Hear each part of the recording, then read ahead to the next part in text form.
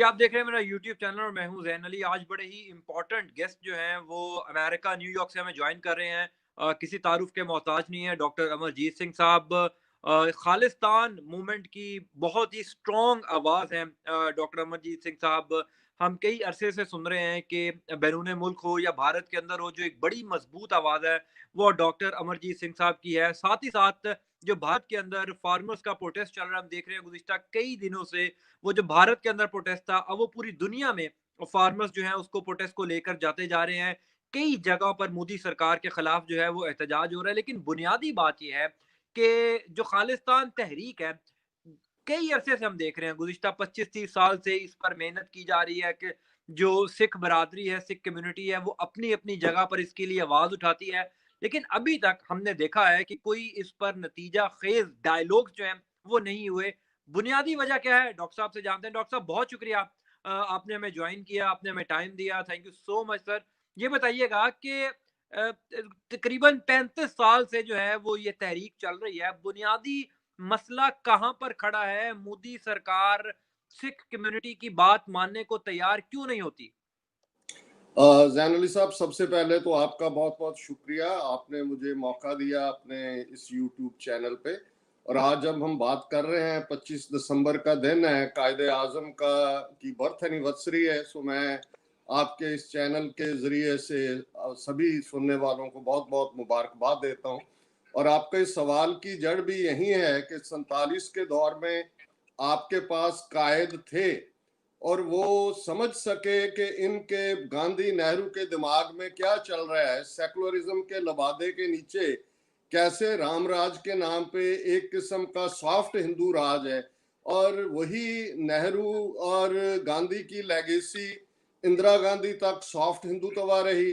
और जब 2014 में मोदी ने पावर ली तो जाहिर है कि जो कुछ फिर 90 से लेके 2014 के बीच हुआ, जिसमें 6 दिसंबर 1992 को बाबरी मस्जिद को शहीद किया जाना था, 2002 में जैसे मोदी ने हजारों मुसलमानों का गुजरात में कत्लेआम किया और उस पे टाइटल दिया गया हिंदू हृदय सम्राट।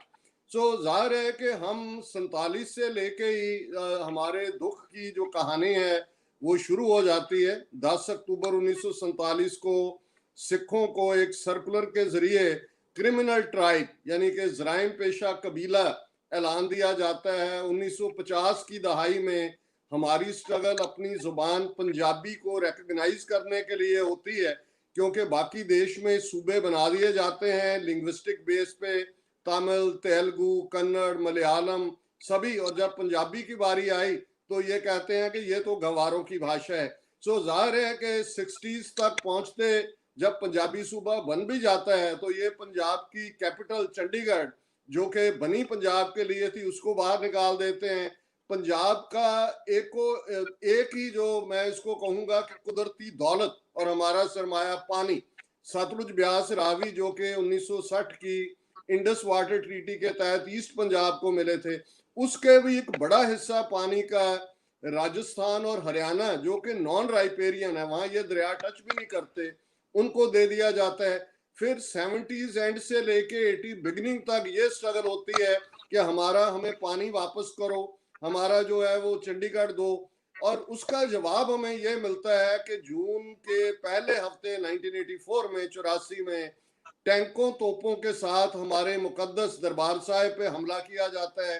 हजारों सिख गुरुद्वारों में मारे जाते हैं। और अगली दहाई 1984 से 1995 तक एक रफ अंदाजे के मुताबिक, क्योंकि इस पीरियड में पंजाब में ना एमनेस्टी इंटरनेशनल या ह्यूमन राइट्स वॉच जैसे ग्रुपों का अलाउ नहीं किया गया, सो 1.5 लाख से ज्यादा सिख नौजवानों की नस्ल कुशी की जाती है।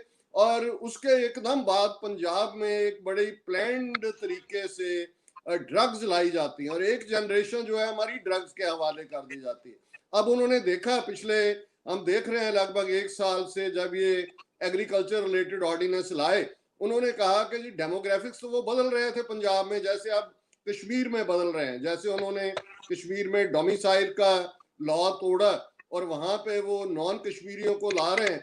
पंजाब में ये रुझान भैयों को यूपी बिहार से लाने का चल रहा था, बट अब एकाएक इस कोविड 19 का फायदा उठाते हुए ये जो 3 ऑर्डिनेंस जिनको फिर बड़ी हरिडली पार्लियामेंट और अपर हाउस में कानून बना दिया गया, इसका मकसद पंजाब की किसानी को, क्योंकि इस बात का ध्यान रहे कि आज के भारतीय कब्जे वाले पंजाब में 85% जो किसान है उनके पास 5 एकड़ से भी कम जमीन है और उनमें से 95% सिख हैं सभी। तो उन्होंने ये जो ऑर्डिनेंस लाए, इनका जो लुबे लबाब है वो अडानी और अंबानी, जब खेतीबाड़ी सेक्टर को प्राइवेटाइज करने की बात हो रही है, इस बात का ध्यान रहे कि पिछले 1 साल में ऑलरेडी 1000 से ज्यादा स्टोर करने के वीट राइस स्टोर करने के गोदाम वहां बन चुके हैं जिनको ठीक है, लेकिन किया जाता है। डॉक्टर साहब, जब से किसान एहतजाज कर रहे हैं, हमने देखा कि पंजाब और हरियाणा में किसानों पर वाटर कैनन का इस्तेमाल भी किया गया, उन पर लाठीचार्ज भी किया गया। बज़ाहिर ये लग रहा है कि मोदी सरकार को कोई फर्क नहीं पड़ रहा। आपको लग रहा है कि जो फार्मर्स का प्रोटेस्ट है वो कोई नतीजा खेज साबित होगा? मोदी सरकार तो कह रही है बैठे रहो जब तक बैठना है, उसके बाद उनके जो मुतालबात है उनको तो तस्लीम नहीं किया जा रहा। देखिए, हकीकत में पिछले 6 साल में जब से मोदी पावर में आया है अब दूसरी बार, इतना सीरियस चैलेंज मोदी को और मोदी हुकूमत को कभी फेस नहीं हुआ। वो घबराए हुए हैं। आप देखें उनका अंदाज, ये ठीक है कि अगर वो गोडे टेकते हैं तो फिर उनका जो 6 साल में जो कुछ उन्होंने बाकी अकलियतों को चुप करवाने को किया है, उनको लगता है कि वो भी खड़ी हो जाएंगी। लेकिन इस वक्त इंटरनेशनल दबाव बहुत ज्यादा है, जो कि इवन अनफॉर्चुनेटली कश्मीर के मुद्दे पे भी नहीं था। जब कनाडा के प्राइम मिनिस्टर जस्टिन ट्रूडो लिखते हैं मोदी को, 38 मेंबर ऑफ पार्लियामेंट यूके के जो हैं वो लिखते हैं, और कल 7 कांग्रेसमैनों ने, जिनमें यहाँ जो डेमोक्रेट्स की नेशनल कॉकस है उसका डिप्टी चेयरमैन भी है, उन्होंने अपने यहाँ अमेरिका में secretary of state Mike Pompeo को लिखा है कि भाई वहां पे ठीक नहीं हो रहा है, इंटरवीन करो, अपने काउंटर पार्ट को बुलाओ, और हम कंसर्न्ड हैं क्योंकि हमारे यहाँ जो सिख अमेरिकन हैं वो पर्टर्ब है। और इसी तरह इवन यूनाइटेड नेशंस ऑफिस से भी उनके सेक्रेटरी जनरल ने भी इसको कंडेम किया। तो मैं समझता हूं कि जितना इस बार इनको सीरियस चैलेंज है, वो प्लेकेट भी कर रहे हैं। मोदी का गुरुद्वारा रकाबगंज जाना चुप चपीते, ये भी सिखों को प्लीज करने के लिए था। वो गुजरात में पहुंच जाता है, कच्छ एरिया में, जहाँ के 50,000 के करीब सिख किसान है, जिनको बेजमीने करने के लिए मोदी ने चीफ मिनिस्टर होते वक्त नीतियां बनाई थी। और फिर लेकिन डॉक्टर साहब, जब हम बात करते हैं कि मोदी जो है उसका माइंडसेट चूंकि आरएसएस से मिलता है, आरएसएस का की जो तहरीक है वो उसमें शमूल रहा है, तो आपको लगता है मोदी के होते हुए खालिस्तान तहरीक जो है, बिलखुसूस खालिस्तान तहरीक, वो किसी मंतकी अंजाम तक पहुंच सकती है? माजी में हमने देखा कि आप लोगों ने बड़ा उस पर आवाज उठाया, लेकिन आज तक किसी गवर्नमेंट ने जो है सिख कम्युनिटी की आवाज नहीं सुनी। तो मोदी, आपको लगता है कि इस माइंडसेट का बंदा है कि खालिस्तान तहरीक पर आप लोग किसी मंतकी अंजाम तक पहुंच सकेंगे? देखिए, पहले तो ये देखने की बात है कि मोदी एक फ्रंट मैन है आरएसएस का। नंबर 2, अमित शाह वेट कर रहा है उसकी जगह लेने को। और तीसरा, वो यूपी का कनपाटा जोगी गुंडा आदित्यनाथ योगी, वो भी प्राइम मिनिस्ट्रियल कैंडिडेट है। सो ये समझना कि किसी एक के साथ बात जुड़ी हुई है, ये ठीक नहीं होगा। आपका जो सवाल है उस पर मैं ये कहना चाहता हूं कि जर्मनी को तोड़ने के लिए हिटलर जरूरी था, और इसी तरह मोदी या आरएसएस की जो सारी सोसाइटी को पोलराइज करने की पॉलिसीज हैं, वो भारत में, एक बात का ध्यान रहे कि कभी भी तारीख में भारत नाम का कोई मुल्क, जैसे आज जितना बड़ा इलाका इनको जातिवार 1947 में ब्रिटिश कॉलोनियल्स दे गए, ऐसा मुल्क कभी नहीं था। ये 15 के करीब अलग अलग कौमियतें हैं यहाँ। जैसे सोवियत यूनियन भी कभी हिस्ट्री में, तारीख में मुल्क नहीं था, और जब 1999-90 में ये टूटा तो वही 15 टुकड़े हुए, और जो रशिया था इन ओरिजिनल वही रह गया। सो असल में भारत गंगा जमनी तहजीब, गंगा और जमुना के विचकार का एरिया रहा है। और जो नीतियां आरएसएस की हैं, हम समझते हैं कि ये जो हमसे मुमकिन नहीं हो पाया 4 दहाइयों की स्ट्रगल के बावजूद, वो मोदी जरूर करके हमें देगा, क्योंकि इसने जैसे पोलराइज किया है सोसाइटी को, अल्टीमेटली इसमें से खालिस्तान निकलेगा, इसमें से हमारे कश्मीरी भाई बहनों की आज़ादी निकलेगी। नॉर्थ ईस्ट की स्टेट्स, नागाज, मिजोज, मणिपुरी और इवन भारत में एक बड़ी आबादी दलित जिनको शूद्र बनाया हुआ है ब्राह्मण की डिग्री ने, वो भी ब्राह्मण की इस पकड़ से निजात पाएंगे, इसमें कोई शक शुबा नहीं होना चाहिए। ठीक है डॉक्टर साहब, आप चूंकि हमने देखा जब प्राइम मिनिस्टर इमरान खान इक़्तिदार में आए तो जो पहला बड़ा स्टेप था वो करतारपुर राहदारी जो है उसको ओपन करना था। आप पाकिस्तानी हुकूमत से कोई मुतालबा करते हैं कि बैनुल अक़वामी सतह पर हुकूमत पाकिस्तान सिख कम्युनिटी के साथ खड़ी हो, जहां पर भी जिस फोरम में बात करनी है, इमरान खान साहब हो, उनकी हुकूमत हो, चूंकि वो सिखों के लिए बहुत काम कर चुके हैं, तो सिख बरादरी के साथ मिलकर जो है वो बैनुल अक़वामी फोरम पर आवाज उठाई जाए? देखिए, सबसे पहले तो मैं पाकिस्तानी अवाम का शुक्रिया अदा करना चाहता हूँ कि वो सिखों से इंतहा मोहब्बत करते हैं। वो करतारपुर साहब का कॉरिडोर हो और अब भी फार्मर्स इशू हो, उनमें बहुत ज़्यादा हमदर्दी और प्यार है। पाकिस्तानी मीडिया का भी मैं शुक्रिया अदा करना चाहता हूँ कि देर आयद दुरुस्त आयद, बेशक 2 हफ्ते पहले ही थोड़ी एक्टिविटी होती है, लेकिन मैं ये तवक्को भी करता हूँ कि मीडिया अपनी, ठीक है, ऑल पॉलिटिक्स इज लोकल, घरेलू भी होते हैं, लेकिन इस बात का भी ध्यान रहे कि भारत ने, जिसने कभी पाकिस्तान को तस्लीम नहीं किया, इनकी लीडरशिप ने, ये बहुत बड़ा चैलेंज है। और सिख फैक्टर एक ऐसा फैक्टर है जो पावरफुल फैक्टर है, और उनकी बैकिंग, जहां हमारे लिए एक हिस्टोरिकल रोल होगा, वहां एक बफर स्टेट खालिस्तान दोनों देशों के बीच, दोनों न्यूक्लियर पावर्स के बीच, पाकिस्तान के लिए फ्यूचर में स्टेबिलिटी, प्रॉस्पेरिटी और पीस की गारंटी भी होगी। हुकूमत, मैं समझता हूं कि करतारपुर साहब कॉरिडोर का खोलना जनरल बाजवा, इमरान खान साहब की एक यूनिक कंट्रीब्यूशन है towards the peace in the region and towards the Sikh community as well. लेकिन एक बात मैं जरूर कहना चाहता हूं कि लंबे वक्त से पाकिस्तान की जो डिप्लोमेसी है इंटरनेशनल लेवल पे, वो डिफेंसिव मोड में है, ऑफेंसिव में नहीं है। इसके बावजूद कि भारत ने वहां क्या नहीं किया, बलूचिस्तान में वो क्या कर रहे हैं, अदरवाइज उन्होंने किस किस्म की नीति, पाकिस्तान को टेररिज्म का एपी सेंटर प्रूव करने के लिए जितने फोरम उनको मिले हैं, उस पर उन्होंने बिल्कुल 1 पॉइंट फोकस रहा। लेकिन इसके बावजूद कि पाकिस्तान 1971 में जब मशरकी पाकिस्तान को तोड़ा गया, डायरेक्ट स्टेट गुंडागर्दी थी, कुलभूषण यादव जैसा आदमी आपके पास है जो आज अफगानिस्तान में ये कर रही है, वो आपके सामने है।